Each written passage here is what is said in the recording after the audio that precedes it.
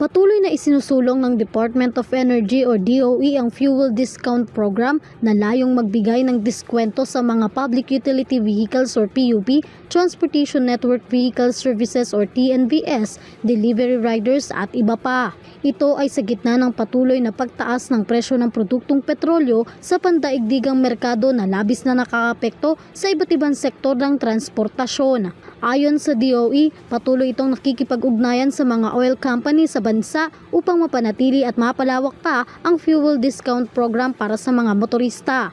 Sa pamamagitan ng programa, makatutulong ito upang mapagaan at masuportahan ang pang-araw-araw na biyahe at kabuhayan ng mga pinakaapektadong sektor.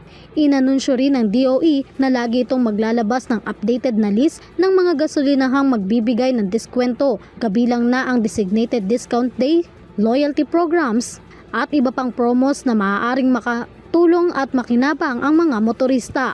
Patuloy lamang anya na makipag-ugnayan at mag-inquire sa inyong mga gas stations ng participating outlets para alamin ang kinakailangan upang makapag-avail ng discount at kung hanggang kailan ang discount na maibibigay.